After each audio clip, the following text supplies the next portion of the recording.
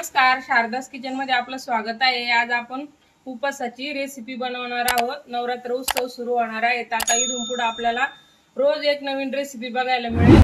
तर चला पटकन रेसिपी सुरुवात करूया। ही रेसिपी ना खूपच नवीन पद्धतीने बनवलेली आहे आणि खूप सोपी रेसिपी आहे, तर सगळ्यांना आवडेल। व्हिडिओ शेवटपर्यंत नक्की बघा। चला पटकन रेसिपीला सुरुवात करूया। हे बघा, एक बाउल घेतलेला आहे। त्या बाउल मध्ये ना 2 वाट्या साबुदाणा टाकून घेत आहे मी।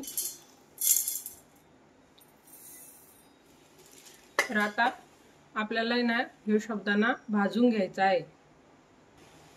इथं कढई ठेवून घेतलेली आहे गॅसवर। आता आपल्याला हे साबुदाणा याच्यामध्ये टाकून घ्यायचा आणि चांगला भाजून घ्यायचा आहे। फक्त कलर चेंज नाही होऊन द्यायचा, सारखा हलवत हलवत भाजायचा आहे, म्हणजे फुलतो आपला साबुदाणा मस्त।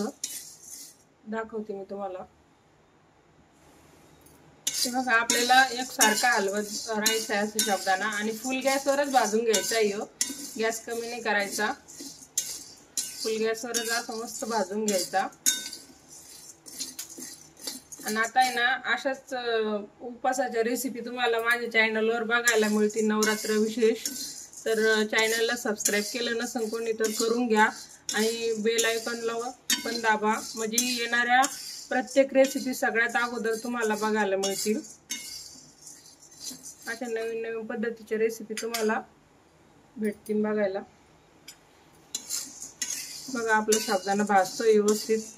कलर चेंज होऊन द्यायचा नाही फक्त साबुदाण्याचा, कारण की कलर चेंज झाला ना तर कडवटपणा येतो त्याच्यामध्ये, त्यामुळे एकसारखा हलवत राहायचं। हे बघा, आपला साबुदाणा आहे ना इथे व्यवस्थित भाजला गेलेला आहे। जवळपास मला 10 मिनिटं लागलेले आहे साबुदाणा भाजायला, पण मस्त भाजला गेलेला आहे। कलर बिलर चेंज झाला नाही, पण फुलून आलेला आहे, बघू शकता तुम्ही मस्त। आता आपण गॅस बंद करूया आणि बाउल मध्ये साबुदाणा काढून घेऊया। आता याला 5-10 मिनिटं थंड होऊन द्यायचं, आणि त्यानंतर आहे ना आपल्याला मिक्सरच्या जार मध्ये टाकून याला बारीक करून घ्यायचं आहे। बारीक मध्ये जास्त पण बारीक पिठासारखं नाही करायचं, रव्यासारखं बारीक करायचं आहे आपल्याला। याला बारीक रवा असतो ना त्या पद्धतीने बारीक करायचं आहे। आपला साबुदाणा आहे ना थंड झालेला आहे। आता आपण थोडा थोडा करून दोनदा करून छोट्या जार मध्ये टाकून बारीक करून घेऊ।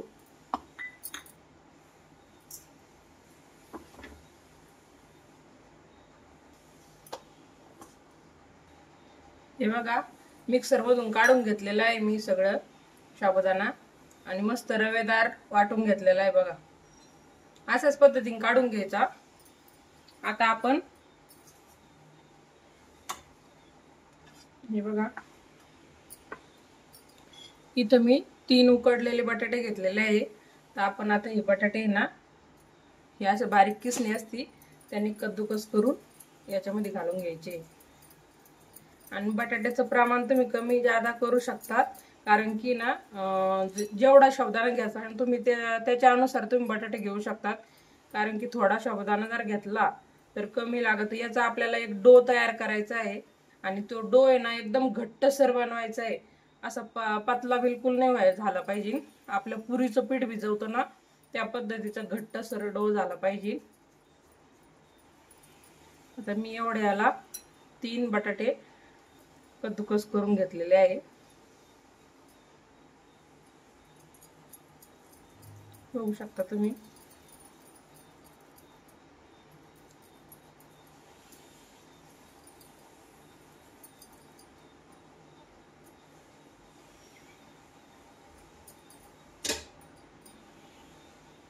हे बघा, इथं मी 5-6 हिरव्या मिरच्या आहे ना मिक्सर मधून बारीक करून घेतलेल्या आहे।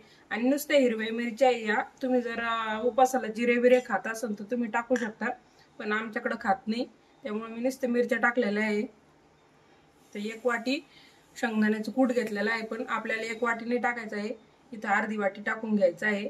आणि भाजलेलं शेंगदाण्याचं कूट आहे, हे बघा अर्धी वाटी टाकलेलं आहे मी। चवीनुसार मीठ टाकून घेऊ। आता आपल्याला हाताने हे सगळं मिक्स करून घ्यायचंय, मस्त डो तयार करून घ्यायचा याचा।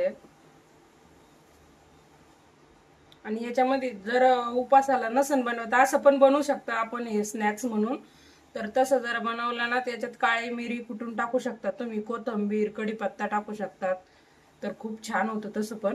पण आज आता आपण हे उपासासाठी बनवू राहिलो त्यामुळं बाकीचं काही टाकलेलं नाही, पण असं पण खूप टेस्टी होतात.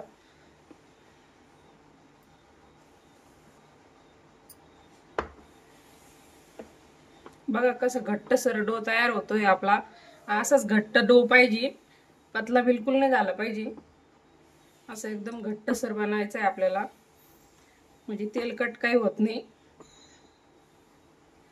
बघू शकता तुम्ही ती घट्ट आहे. असंच आपल्याला 2 मिनिटं याला असं स्मूथ बनवून घ्यायचं आहे, मळून मळून. हे बघा आपला डो इथं तयार झालेला आहे. हे बघा आपण हे चॉपर पॅडला आहे ना असं थोडंसं तेल लावून घेऊ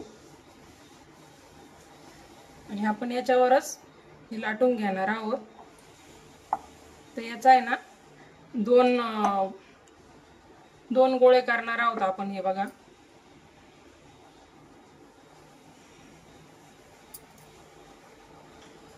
हे बघा आता आपल्याला आहे ना ह्या गोळ्याला लाटून घ्यायचंय. बघा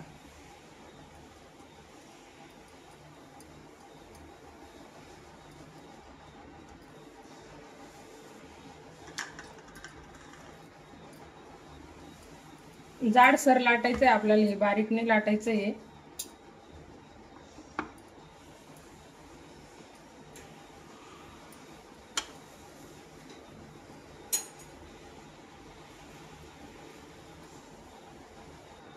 हे बघा आपल्याला आहे ना हे कडा काढून टाकायचे आहे, सगळ्या साईडच्या कडा काढायच्या आपल्याला अशा फिरून फिरून.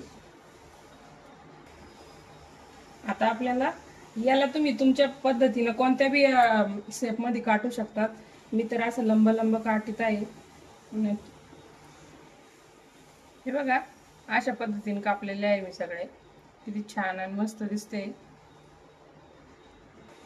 आता याच पद्धतीने आपण सगळे बनवून घेऊया एकदा. हे बघा इथं मी तेल गरम व्हायला ठेवलं होतं आणि तेल आहे ना चांगलं कडकडीत गरम झालेलं पाहिजे. हे बघा अशा पद्धतीने टाकल्याबरोबर वर आलं पाहिजे. तर आता आपलं तेल परफेक्ट गरम झालेलं आहे. तर आपण हे बघा सगळे कट करून घेतलेले आहे. आता आपण एक एक सोडून देऊ आणि फुल गॅसवरच तळायचं. याला गॅस कमी किंवा मीडियम बिलकुल करायचं नाही, कारण की आपले ऑलरेडी सगळं हे भाजून घेतलेलं आहे, आपण शिजलेलं आहे. म्हणून फुल गॅसवरच आपल्याला फक्त कलर चेंज होऊस तर तळून घ्यायचं आहे.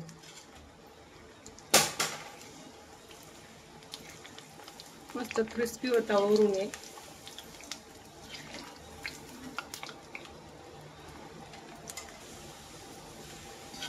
हे बघा अशा पद्धतीने मस्त कलर चेंज झालेला आहे. तर आपण आता काढून घेऊया.